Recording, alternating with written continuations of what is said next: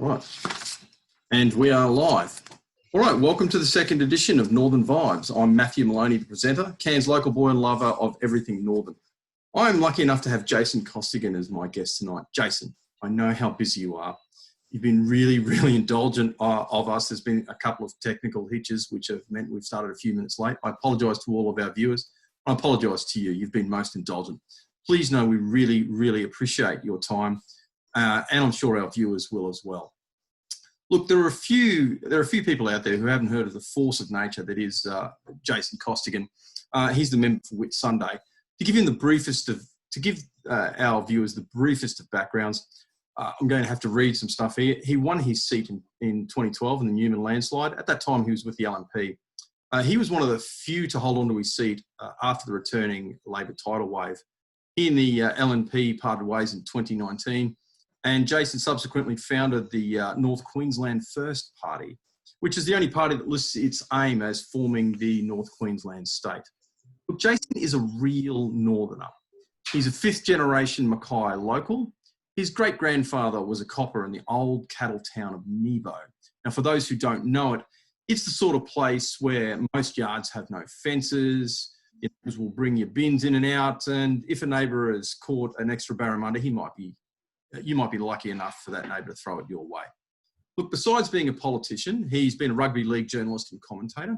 He was a club president. Jason was a media manager for the Bradford Bulls, the Canterbury Doggies, and arguably climbed to the top of that game when he did marketing and media for the mighty Whitsunday Brahmins. Personally, I first came to know Jason through him calling football. Jason, I'm really sorry to reveal this blasphemy to you in public like this, but I'm really not much of a football fan. I did really like Jason's style. He was deeply knowledgeable about the game. He's a real rugby league enthusiast. Even then, his pulling no punches style brought him some ardent fans and, to be candid, some equally dedicated detractors. But the only games I watched were the ones that Jason called. And one of the attractions for me as someone ambivalent to football was Costo's calls. Being a regional Queenslander myself, I especially find when I've had a few beers that I listen to a little bit of Aussie slang, and listening to Costo, it's the auditory equivalent of the smell of burning gum leaves. He's as fair dinkum as they come, ladies and gentlemen. He's as tough as old boots. He's the sort of bloke you want to sit down with and have a cold one in the arvo when you've chased away the ankle biters. He's no bludger, don't you worry about that. I've actually got to know a few politicians now on both sides of the fence. And this is one personal observation I can make with complete and utter candour and absolute confidence. He is the hardest working politician I have ever met.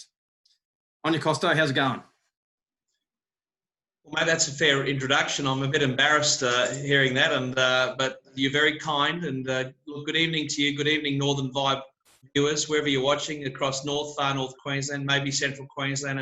And look, we're coming your way from Cairns tonight, and great to be in your hometown, Matt. And look, it's been great catching up with people here today. We've had a big day myself and our North Queensland candidate, or North Queensland First candidate for the seat of Cook, Desmond Taylor, and I'll come to that in a moment with a couple of big announcements. But it's great to be back in Cairns because I used to read the TV news here when I was good looking and famous, and now I'm not so good looking and responsible, because it's a big responsibility being the leader of any political party, including one that's unashamedly pro-North, far North and Central Queensland. Well, I'm disappointed with myself that I didn't include those adjectives in your introduction, Jason, but I concur and validate all of them. Look, you've actually touched on a couple of issues that I want to go in with, but I'll lead gently into them with your indulgence. And look, I just want to touch a little bit on your previous career and its link to politics. Look, besides the violence and the winner-take-all mentality, football and politics really don't have a lot in common. What led you personally from football to politics? Why did you get into what's been described as a bit of a mug's game? Matt, look, I'm not going to kid myself. I was a very ordinary rugby league player, and I wanted to call the game, and I made a pretty good living out of broadcasting the game. My career in the media, for what it's worth, was ignited by coming to Parramatta Park, to the showgrounds here in Cairns 32 years ago, when Great Britain played the North Queensland Marlins, and Martin Afire scored 4 tries. He lit up Parramatta Park and the showgrounds. And I was still at school when the Great Britain team was touring down under. And the following year, I got a career underway with News Corp straight out of school. And I never worked for the Cairns Post, but I got to work on Townsville Bulletin and working on the game that I love and call the game professionally on Fox Sports and Sky New Zealand and whatnot. And look, I still love my rugby league. I mean, I never perhaps thought I'd become an MP because I love rugby league so much. The mateship that came with rugby league and broadcasting the greatest game of all, writing about the greatest game of all, the friendships that I've forged in different cultures, languages, people from all walks of life, from the north of England to the south of New Zealand, all over Australia.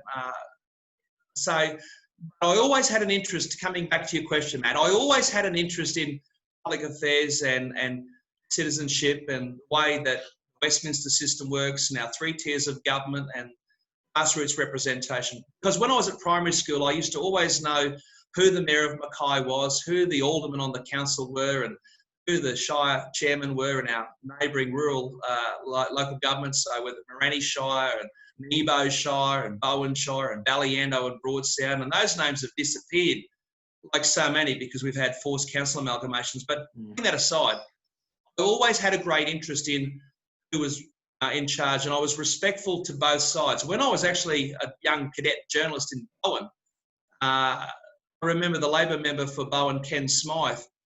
You know, I was always a conservative person, but I was probably traditionally old-fashioned that I never let anyone know who I voted for. I was always a conservative as to who I voted for, but I remember interviewing Ken Smythe and even Edmund Casey, and there's a blast from the past, and a Labor luminary. But we were always willing to give both sides of the story. And so I'm going to go right into the heart of what's going on in the world today. We have the left media and the right media and the ABC, and then we've got Sky News, which is a cheer squad for the Liberal Party, and we could go on and on. But the world's changed.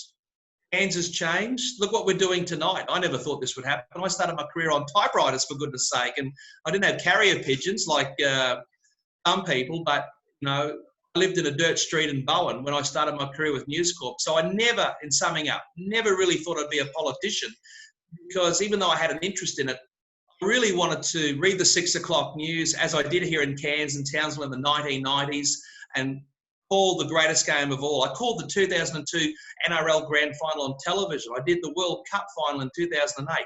Now, I know it's not everyone's cup of tea, and I know it's not the world game, but you know, rugby league's pretty tribal in North Queensland. You go back to 1948 and the Foley Shield. I love it, and I miss it a lot. And I get asked every week, when are you coming back to football and to broadcasting? And I say to people, look, I've got some serious work to do because North Queensland's in a bit of a mess and I'm trying to fix it. Well, look, that is an excellent segue into our questions. Look, my first question to you would be: what led you to the conclusion, like having worked as a member of Parliament in a major party, what led you to the conclusion that we need a new state? To some, by way of explanation, Jason, to some it seems... Well, Matt, I will be very candid with you tonight, as I am with, you know, in any discussion, any forum. I used to think that when I was in a major party situation, I could change the system and the way we were going. But I was bashing my head up against a brick wall. I'm going to say some stuff here that perhaps people are going to say, right, you know that. I tell the LNP, like Crocs on Trinity Beach, Airlie Beach, Mission Beach, whatever beach, if they're going to eat tourists and locals, I don't think that's really good for our tourism industry. Now, this is before coronavirus. And of course, the LNP would say, don't mention the C word. Now, I'm talking about one of the 2 words you can't say on television. I'm talking about cull. And so they'd say, no, shush, Costo, don't say anything. But then I'd say, let's try and give cane farmers, irrigators, industry, small business, mums and dads, cheaper electricity, okay? Smaller bills, more reliable power. Let's burn coal. Let's do what they do around the world with Queensland coal, using high efficiency, low emissions technology. And they'd say, no. We need to have those votes in southeast Queensland again, like the crocodiles, you know, cuddly crocodiles. So let's not burn the coal. Let's have an addiction to wind turbines and solar panels. And it would go on and on. I'd say, let's pour concrete. Let's do what the Maltese are good at in Mackay and the Italians and Europeans. Let's pour concrete. Let's build dams. What's wrong with building dams? Because on the back of water, we have economic development and jobs. And of course, what did the LNP love doing? Love feasibility studies. So I used to have a blow up deluxe in the party room and privately with different people. And in the end, of course, I got kicked out. And I got kicked out on the back of a vexatious complaint from a woman I had never met, never laid eyes on, and a complaint I never even seen. And of course, it was seen later, proven that it was a hoax. And look, the LNP just wanted us out because they saw me as a threat. I'm very happy to tell people that I was pretty good at my job outside the southeast corner. We could connect with everyday people. Most of those flippos in the Liberal Party, they don't have that common touch. They can't go into Barron Valley Hotel and sit down and have a beer with Mick Nasser, or go into the Metropole and see Gary Carter or any of the staff in there, or going into any of the pubs in North Queensland, whether it's the Denison in Bowen, the Shamrock in Mackay, the Balaclava here in Cairns, you name it, the Albatross in Weipa. Good evening to you up in the Western Cape, wherever people are watching. I've actually been to a lot of these places, and some of these politicians down south, in fact, the majority, they have no idea. They just have no idea. And it summed up today when I saw a tweet from the LNP's Shadow Minister for Transport, Matt. He talked about he's going on this fact-finding mission, checking out the Bruce Highway, get this, between Cooktown and Coolangatta. Now, he's obviously got his wires crossed. He's got no idea about the Mulligan Highway, the Kennedy Highway. And this is one of those buffoons whom I call for resign after what he said about me in the Parliament. He's supposed to be one of their better performers. So, look, now that I've got my own party, and I'm doing it not alone, I've got some terrific people, our party secretary, Ange Nixon, our party president, who's formerly an officer in the Australian Army, Richard Firewood. They've come across from the LNP. We've got some terrific candidates in Vertican, Moreni, Cook, Townsville, and there's more to come. It's not a one-man show. And this is our first test, and I'm under no illusions. I can't do it on my own because it's a team game. It's no different to football, Matt. Well, you've covered off. You've actually covered off on a number of issues I kind of want to touch on and explore a little bit further. The first thing I've got to say is candidly, I did intend to ask you some. I'm not a journalist. I'm not going to pretend to be. But in the interests of fairness and full disclosure, I did intend to ask you some pretty hard questions in regards to that. You've covered off on that issue. So look, thank you very much for that open disclosure. It does make my job a little bit easier. And I'd encourage anyone who's interested in that specific issue to look at the facts and to listen to Jason's side of the story, as well as, of course, listening to the person who made the allegations, which were never tested at court. In fairness to Jason. So look, thank you very much for disclosing that. As I said, that led to a raft of questions in my mind. So the first one I'm going to say is, as a former member, I should say, as a major party, why are both major parties standing against this new state?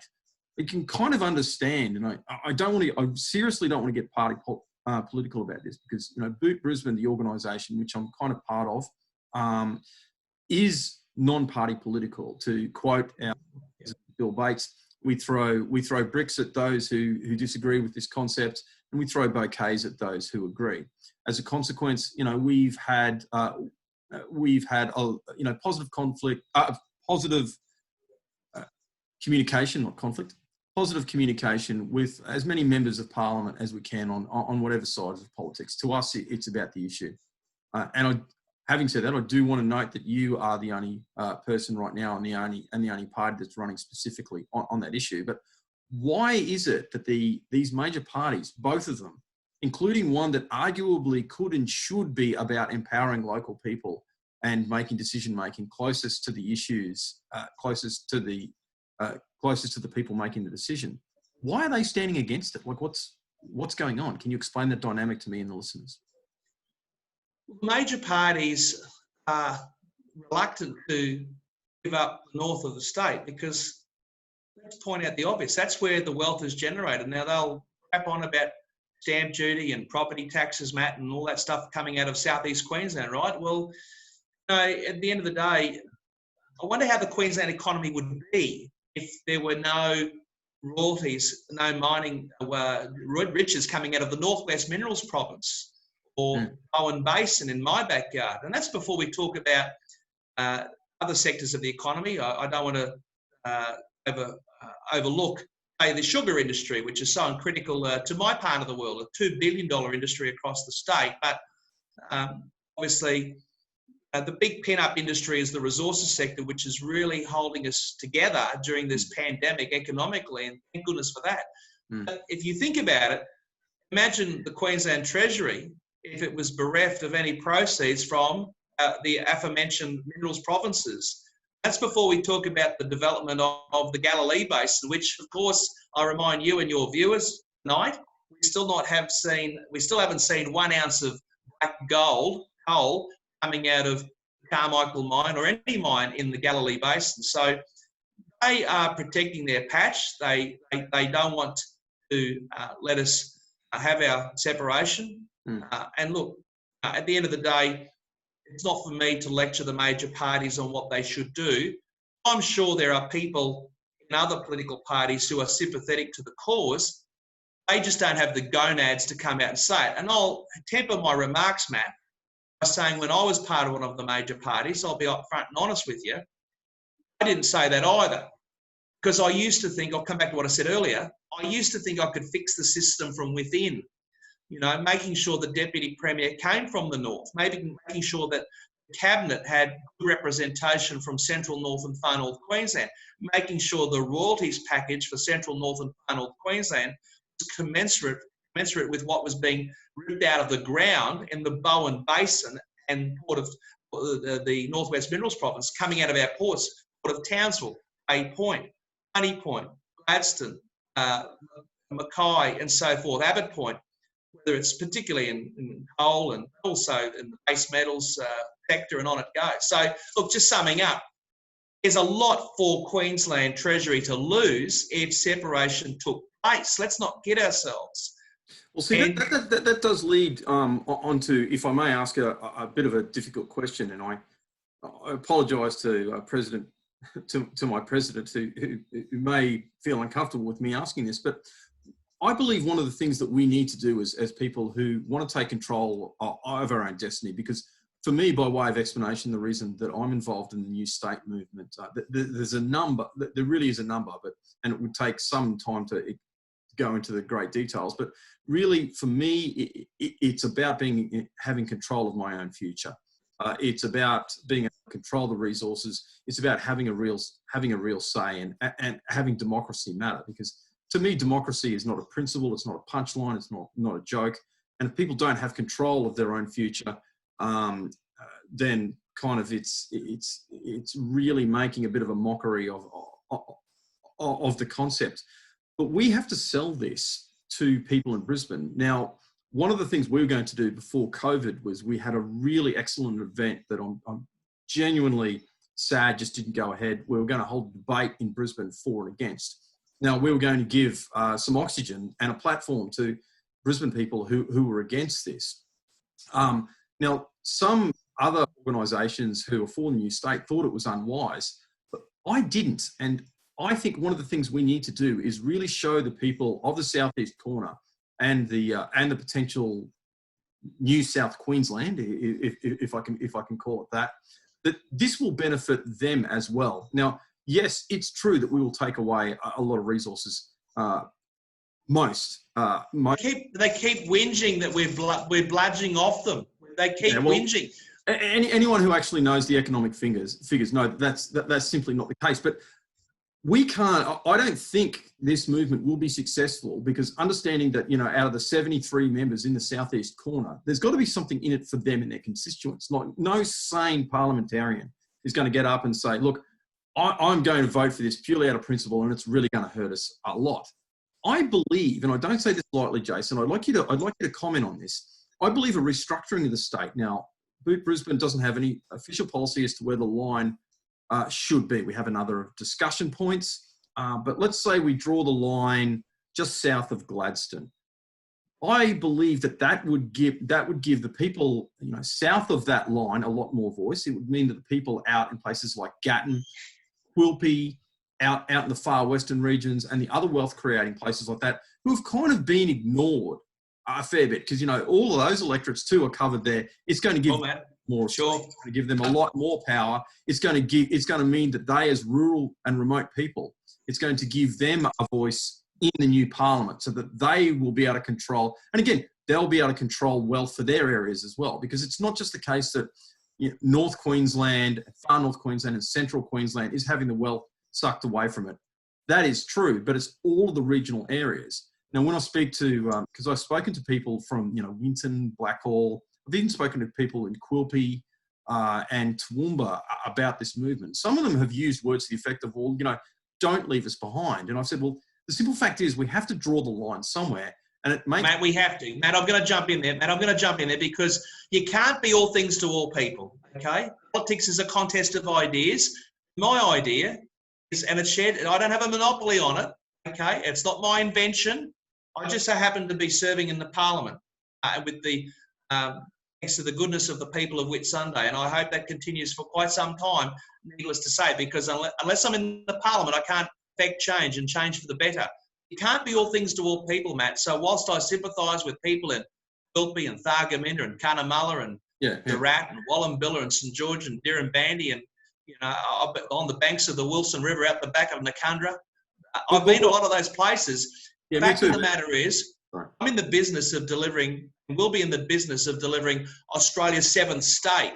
But I've got mountains to climb to get there. And you know, and look, we're not expecting Brisbane to give us a bouquet on every street corner along the way, for example. But if I need to be marked down and critiqued, I'm sure that Bill Bates and his people will mark me down accordingly. But it won't be for the want of trying. The passion's there, the fire in the belly is there. And our candidates believe that, yes, the ultimate goal for us, embedded in our constitution, as alluded to at the top of the show, is in fact separation and statehood for the North. But right now, we've got to make sure we get the basics right. So we're talking about scoring fancy tries in a football game. Well, right now, we just want to get up the other end of the field.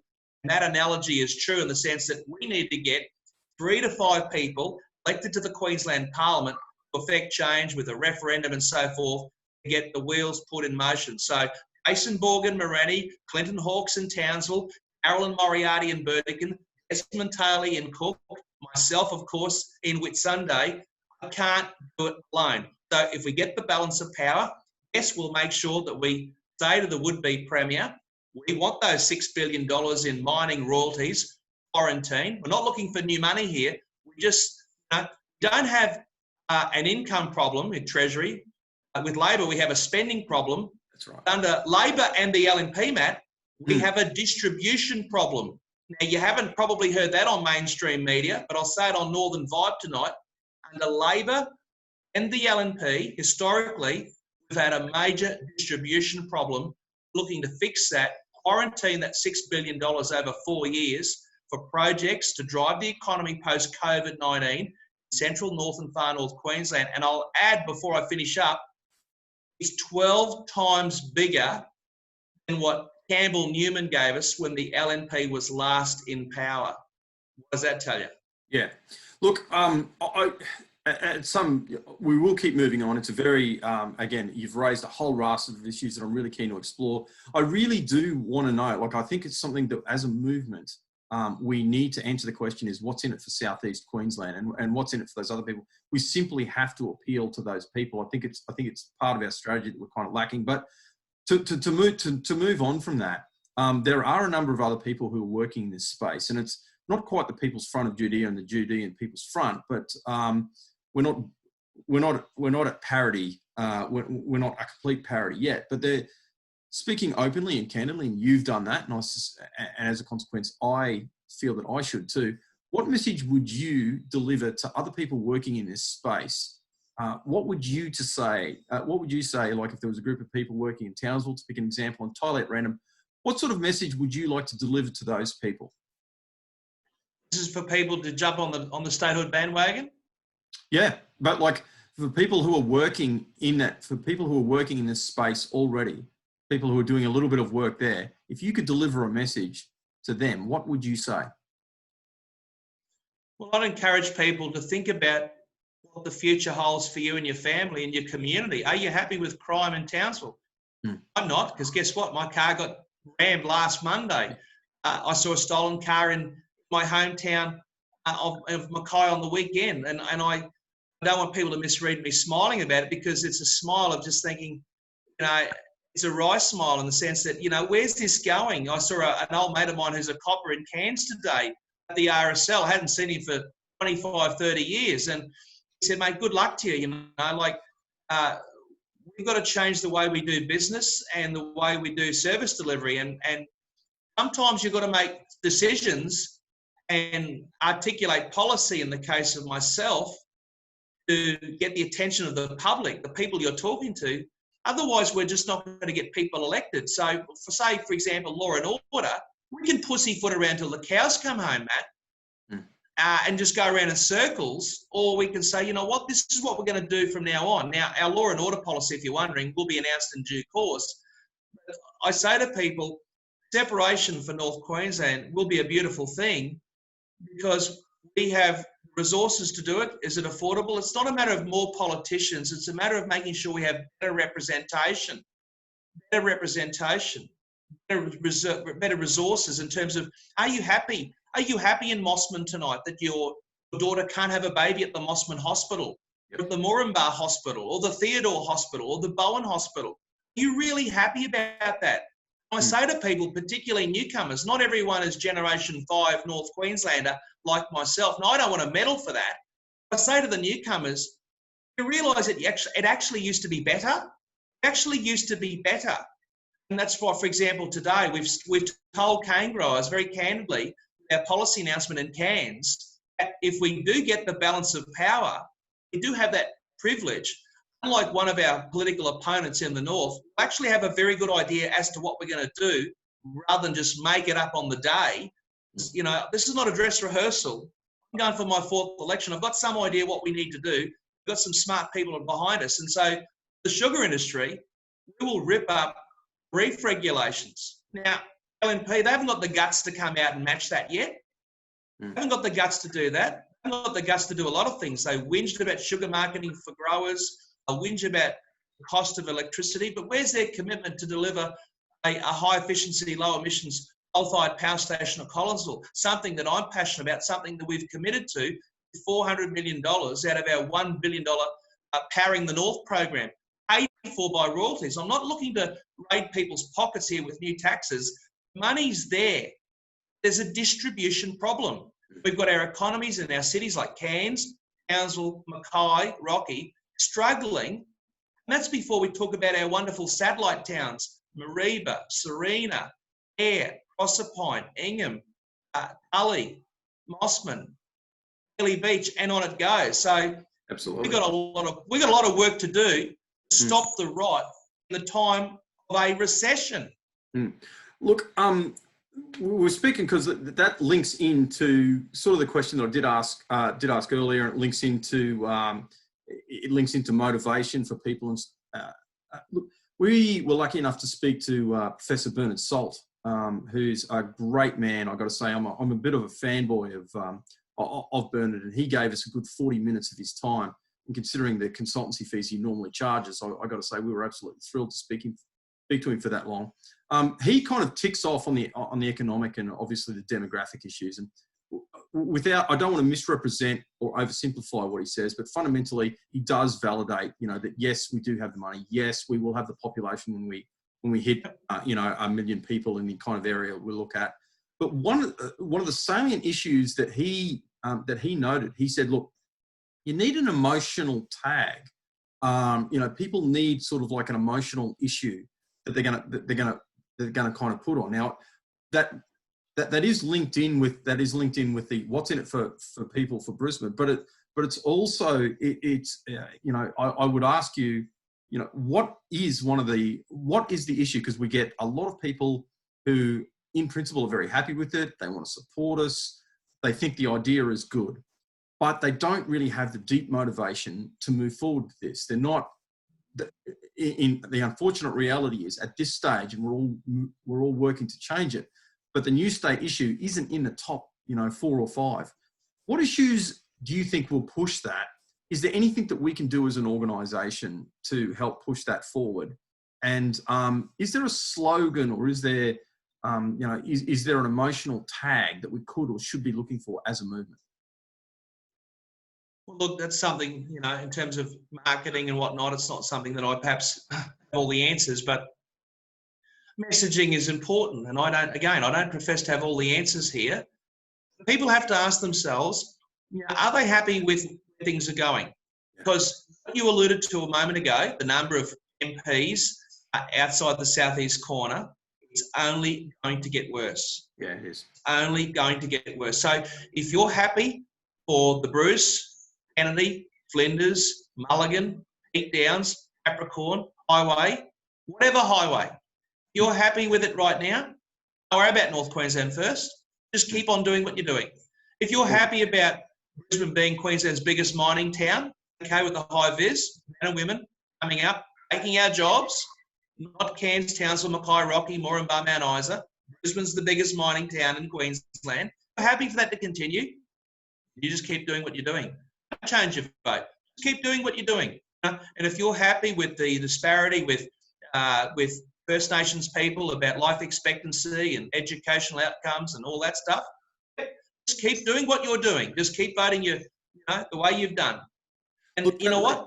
Unless people stop, Matt, unless people stop and say, you know what? We can do better. We deserve better. And our children deserve better.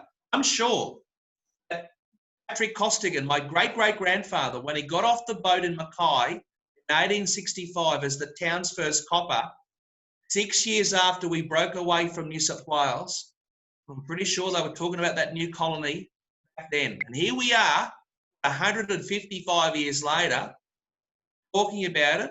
We've got the population. We've got so much going for us in terms of natural resources. We do need people in the Queensland Parliament to force the issue. And if someone's going to have minority government, well, I hope that we've got the aces, not because we're on a power trip. I want to be on TV. I'll go back and call the football, hey? I love it. Less pressure, more money, and lots of fun. And guess what, Matt? You don't work 7 days a week. It's a great gig. So my mission is to contribute to public life and make North Queensland a better place. And for me, the way forward is to get some of our people, NQ First, into Her Majesty's Queensland Parliament so that we can basically hold the aces, the balance of power situation, and tell the would-be Premier, this is our wish list, this is what we want done, and that includes a referendum. And guess what? People in the southeast won't be entitled to vote.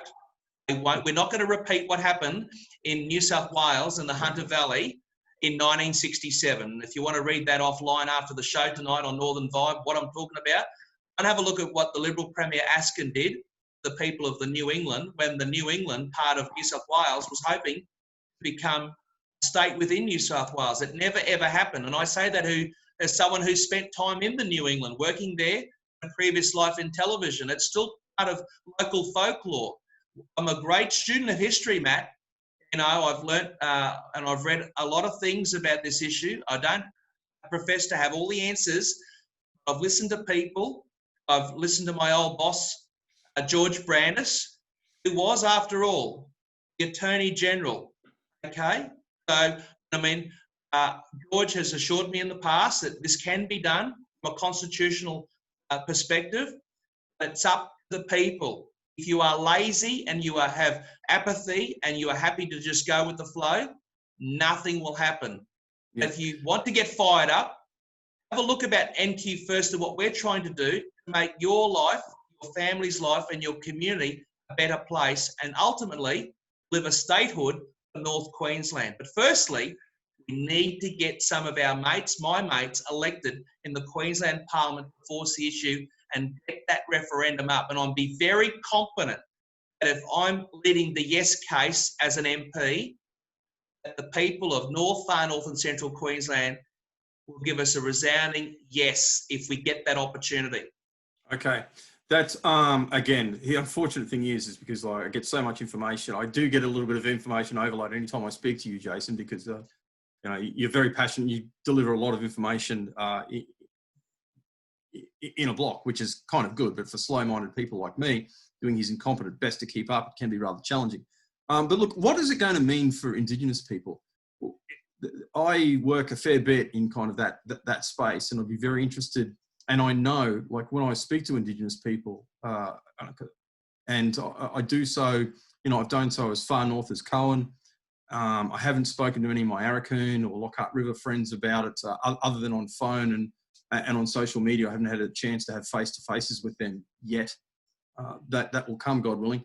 But there is the first question Indigenous people ask is kind of, well, what's in it for us? Because really, if you draw a line from pretty much Cooktown north, it's really, look, I don't know the exact percentages, but I'd be surprised if it's under 80% Indigenous. And then when you get to the Torres Straits, again, you're really getting, excepting Thursday Island itself, all those outer islands are Indigenous.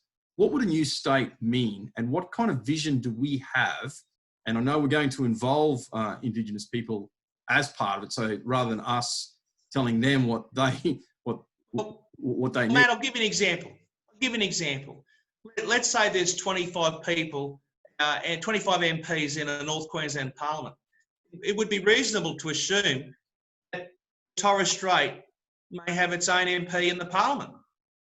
That's not an unreasonable proposition. We've had seats that have been long abolished because of population drift. You only have to go back to days when we had electorates like Flinders and Carpentaria and Peak Downs, and there's been a whole swag of them that have been abolished, like Bowen, the oldest settlement in North Queensland, where I started my career. That's on the coast. That's not in the remote communities or Cape communities or the Torres Strait or the Gulf.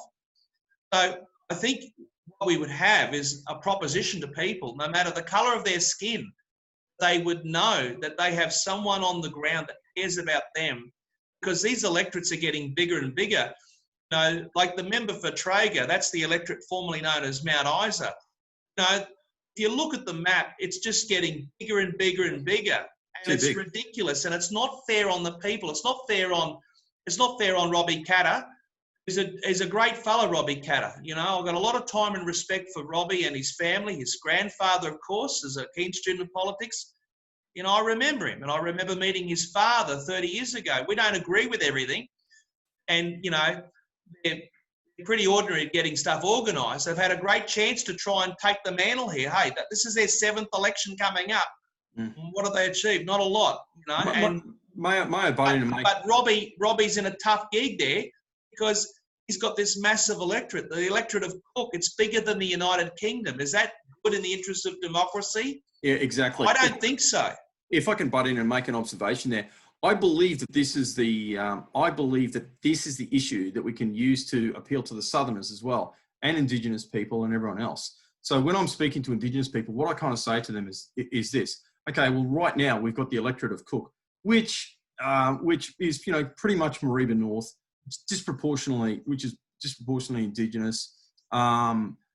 It would be and electorates of that size are going to be broken up into a number of different areas. So almost certainly, again, I can't read into the future, and what one doesn't want to do is make promises that you can't keep, but almost certainly that electorate is going to be broken up. So rather than just Ms. Louis, who right now is the member for Cook, as you know, you're going to have a number of electorates with a number of candidates. So you're going to get a high degree of Indigenous representation, and incidentally, it's going to be actual democratic representation, rather than kind of like, rather than people being nominated to sit in a spot because of the colour of their skin, or who their grandfather was, or anyone else like that, which arguably is a big distortion of democracy.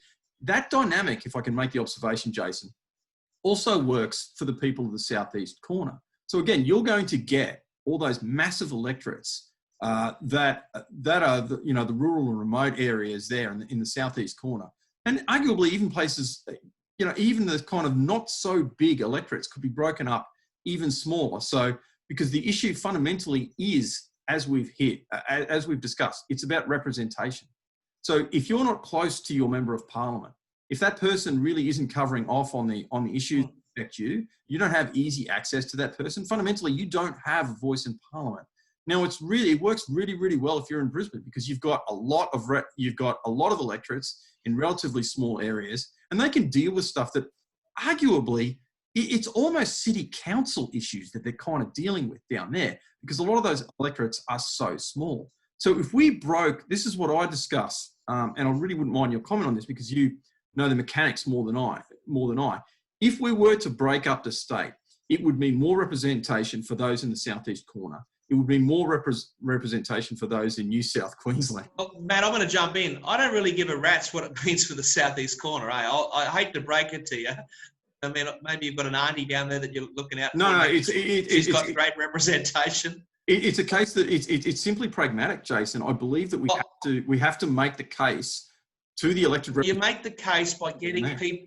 You make the case by getting people elected to the parliament, and southeast Queensland can butt out. As far as I'm concerned, they won't be part of a referendum. They won't be allowed to vote. This is what, look, for those people who aren't familiar with 1967 in the Hunter Valley, people in Newcastle, Muswellbrook, Singleton, Surrey, Maitland, I'm sure there's plenty of viewers who are familiar with those parts of the Hunter.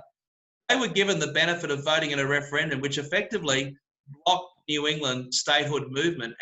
And so the concept of a new state in New South Wales called New England never happened, because the Labor Party marshalled their forces in 1967 and encouraged people to how to vote. For the referendum, vote no. And it was voted down. In Tenterfield and Tamworth and Armidale and Ira and Glen Innes, the vote was fantastic, yes. So I don't really give a rat's about the southeast. They've had a pretty good go, hey. They've had a pretty good go. And I feel for those people in the Darling Downs in the southwest. You've got to draw the line somewhere, and we will articulate clearly our map of North Queensland and the way forward. And there will be a line of demarcation. That's code for a new border. And that will show people this is going to be promised land. This will be the seventh state of the Commonwealth of Australia, Northern Territory. I've got relatives up there, Matt, and you may giggle, but I've got relatives up there, and they say to me, we're going to beat you to it, because they've been talking about statehood for the territory for a long time. And I don't want the territory to beat us. I want Australia to have a seventh state, and I want that state to be North Queensland. And as we get closer to this election, which is a defining moment in the history of regional Queensland and the northeastern part of the great southern land, it's my hope that we will prosecute an argument, show people that can be done, that shall be done. I encourage people to jump on the bandwagon to put far north and central Queensland first. Unfortunately, we only have about 10 minutes to go, and I know you really do want to focus specifically on North Queensland, and I do too. But by way of explanation, the reason I'm not so much avoiding those questions is just that you've covered off on the information on the questions that I was going to ask that I believe make a compelling state for North Queensland. The fundamental issues in my mind are one, is it desirable? Yes, of course. We don't have the representation. Out of the 93 state electorates, 73 are within a 250 kilometre radius of southeast Queensland. Fundamentally, you have what I like to call a kind of, well, I don't like to use the word democratic, but a totalitarian black hole that effectively distorts democracy. So again, we need to rebalance the system so it actually really does represent the people. Now, secondly, can we afford it economically? The answer to that is, of course, yes. Third, do we have the population? Yes. So it's like, yes, yes, yes. It really doesn't take long looking into these issues to ascertain as to whether or not it's doable. And of course, those issues make it desirable. But I'd really be interested on your take, and again, on what this would mean for the rest of Australia, because one of the other things that I'm really interested in, I'm a keen student of history myself, and one of the history I'm really, really interested in is the Federation movement. Now, I don't know why it's such a fascinating, beautiful moment, not just in Australian but human history.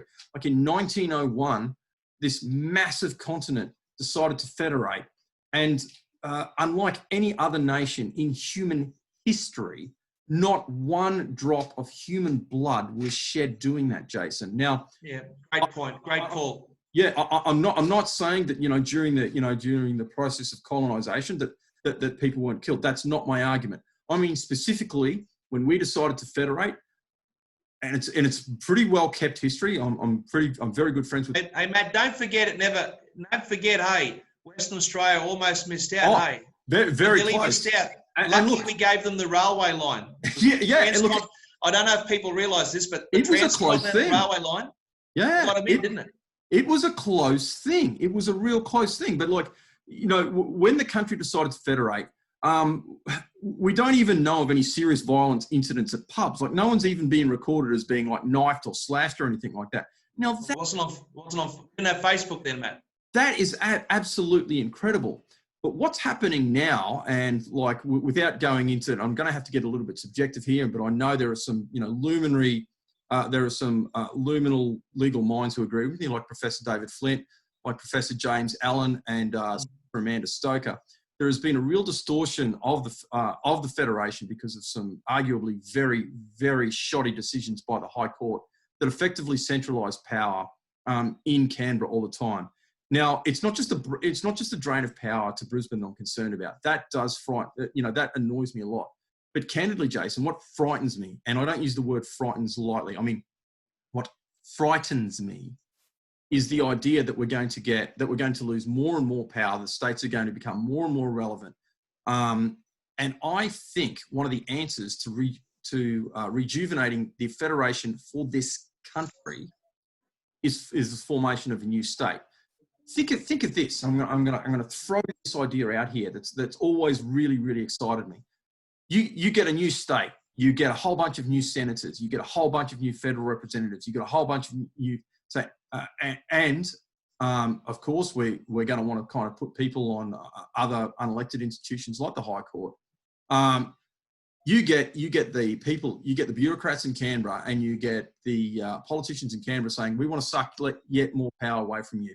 We want control over education. We want control over policing. We want control over justice administration. We want control over these other issues. You get, and again, this is something that unfortunately crosses party lines. You get useless state premiers everywhere who the only thing that exceeds their ignorance of the Constitution is their absolute incompetence.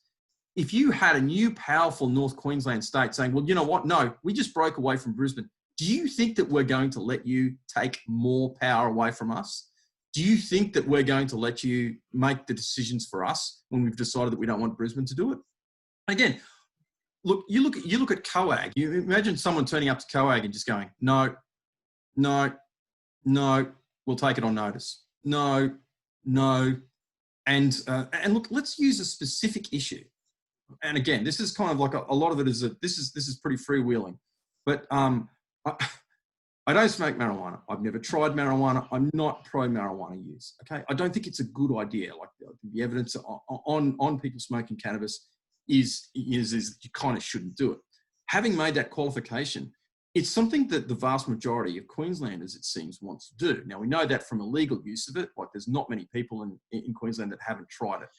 Now, where I'm going with this is, what's stopping cannabis from being completely legalised, or effectively decriminalised, or at least completely legalised, and more importantly, the growing and supply and distribution of cannabis is some treaties that the federal government has signed. Now, that's the way they always get around. You know, it's the external powers. They go and sign these treaties to suck away powers from the state. Now, I'm going to throw out an idea here. So you've got a whole bunch of North Queenslanders, and again, I don't think smoking cannabis is a good idea, but you know, besides having a beer, some of them want to have a bomb. So we make the issue of, like, when we're turning up to COAG, or when we're turning up to any of these other power sucking places, we kind of say, well, you know what? I don't agree with it, but the people of Queensland, they want to be able to have medical cannabis. They want it grown here in North Queensland. Maybe they want it to criminalise completely, and they want to be able to smoke a bomb. What's stopping us from doing that are these federal treaties. So we are going to challenge that in the High Court, and we're going to bring that to the High Court and say, well, you know what? You can't sign these ridiculous treaties anymore that go around the Constitution, that erode the power of the states, and we're going to have it. I think that'd be great, because it's something that would make the hippies on the High Court sit there and go, you could see the dilemma. You know what, Matt?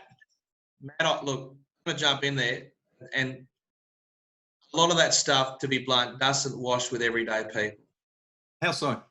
Right. Well, how's it so? Because if we go to the Balaclava tonight, we get up to the Barron Valley in Atherton, or the Gateway in Cairns, or the Albatross in Weipa, or Barclay in Mount Isa, the Shamrock in Mackay, the Metropole in Proserpine, Calca and Rocky. We're not talking about that. We're talking about where their next dollar's coming from, and their safety of their family with crime in North Rockhampton and in Kelso in Townsville, Menunda in Cairns, and the northern beaches of Mackay. They're looking for economic opportunity, where things are going. So, look, at the end of the day, the whole argument for statehood for North Queensland is all about the economic opportunity for people, to provide safety for them and their families and loved ones, and to deliver better services and to have better representation rather than saying, we can't have a baby in Moranbah anymore. We used to do that sort of stuff.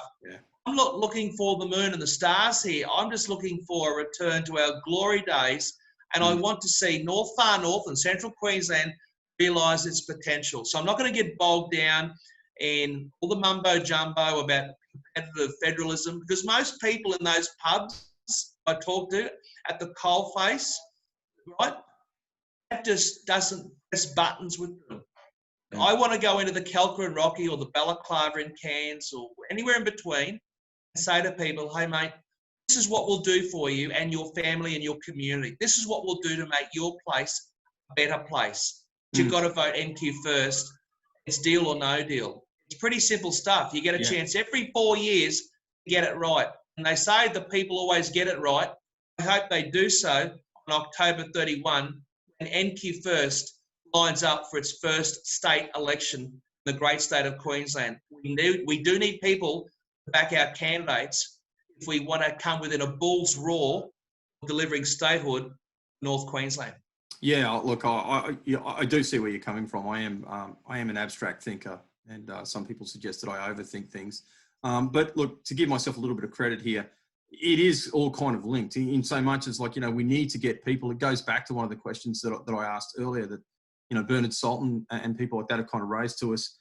I think you and I and other people who understand the issues, understand how all these things just fall into place, and how they're all affected. And it really does come down. It really does come down to a lack of representation. I think,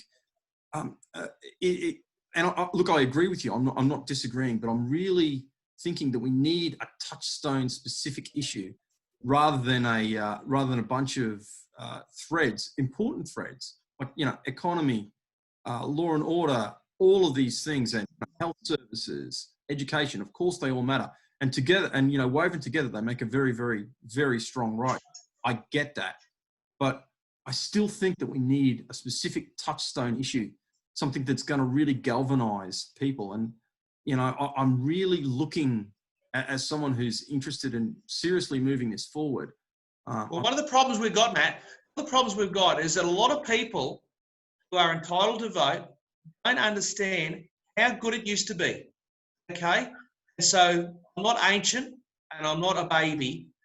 I can remember what it was like when I started my working life in 1989 in Bowen. And, you can't have a baby in Bowen anymore. In Airlie Beach, there's no high school. There are educational issues in remote communities. We can't even have affordable airfares into Western and Outback communities. You look at what's going on there with the Fair Airfares campaign. And is government listening? The government wasn't listening. All levels of government weren't listening before coronavirus. But what hope have we got now in a recession in the middle of a pandemic, for goodness sake? So if people want to keep eating cheese sandwich that's a bit stale, go right ahead. I'd like to have a bit of salami and some mayonnaise and some nice stuff on it. And you know what? A lot of people work hard and entitled to better services.